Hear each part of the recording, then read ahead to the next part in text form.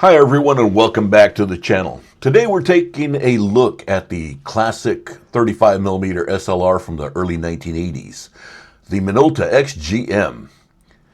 This camera doesn't always get the spotlight like some of Minolta's higher end models, but the XG-M quietly built a reputation as a reliable, easy to use, and surprisingly capable film camera.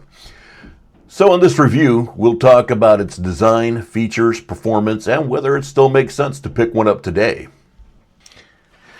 The Minolta XG-M was introduced in 1981 and remained in production until the mid-1980s. The XG-M was part of Minolta's XG series, a line designed to give photographers modern conveniences without the premium price tag. It sits somewhere between beginner and enthusiast territory. It's not fully mechanical, not fully pro level, but it offers a really nice balance of automation and manual control. This camera uses Minolta's excellent SR-mount, which means it has access to a huge range of sharp and affordable lenses.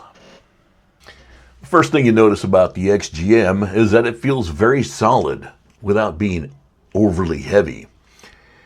It has a plastic metal construction and a comfortable grip on the front.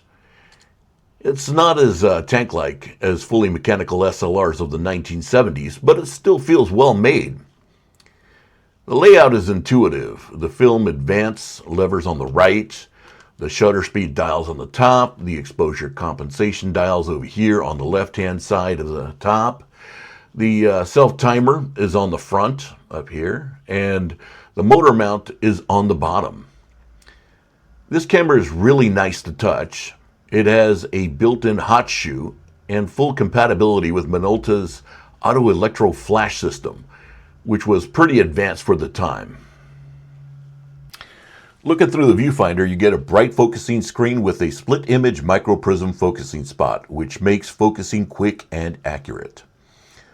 On the right side of the viewfinder, there's a vertical LED display showing you your selected shutter speed and the meter's recommendation.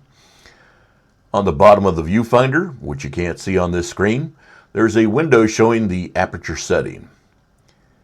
It's simple, clear, and easy to read, especially compared to some of the older needle-based systems. The camera offers Aperture-Priority Auto Exposure, which means you choose the aperture and the camera selects the shutter speed. You can also shoot in full manual mode if you prefer more control. For many photographers, aperture priority is a sweet spot, and that's where this camera shines. Here's what you get with the Minolta XG-M. Aperture priority auto mode, full manual mode, exposure compensation, a self-timer, and a motor drive attachment. It runs on batteries, which means without power, the light meter and most shutter speeds won't fire. That's one downside compared to fully mechanical cameras. But in exchange, you get accurate metering and very easy shooting. Paired with a classic Minolta Rokkor lens, image quality can be outstanding. Minolta glass from this time is sharp, contrasty, and has a beautiful color rendering. In real-world use, the XG-M feels responsive and comfortable. The shutter sound is soft and satisfying, not overly loud or harsh.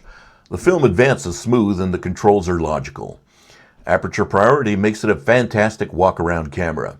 It's great for street photography, travel photos, portraits. It handles them all without a fuss. It's also a great learning camera. You can start in auto mode and gradually move into manual as you gain more confidence. And because it's still relatively affordable, it's an accessible entry into vintage photography. All right, now let's talk about the pros and cons of this camera. We'll start off with the pros. It has a bright viewfinder, making it easy to focus on your subject. It has aperture priority. It's affordable. It has excellent lens selection, and it's lightweight but solid. Now let's turn our attention to the cons. It's battery dependent. It's not as rugged as a fully mechanical pro body camera. And it has no shutter speed priority mode, which can be a deal breaker for some. The Minolta XG-M is perfect for beginners wanting to learn film, photographers who love aperture priority, anyone looking for a reliable budget 35mm SLR, and fans of classic Minolta lenses. If you want something fully mechanical for survival scenarios, this isn't it. But if you want a comfortable, capable film shooter with great image quality, this absolutely holds up. If you're considering buying one, it'd be wise to pick one up soon while prices are still affordable. Here are some more pictures taken with the Minolta XG-M.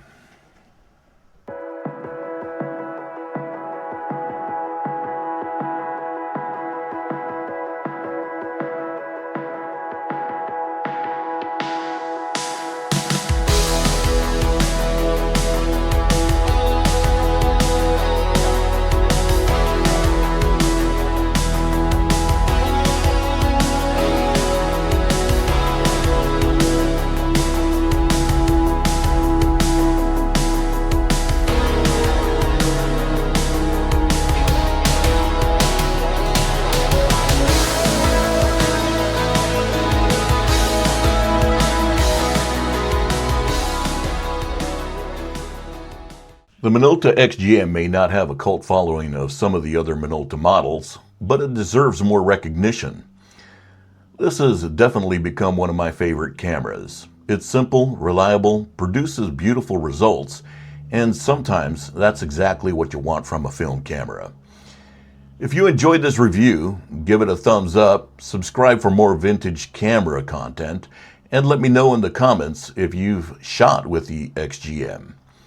Thanks for watching, and I'll see you in the next one.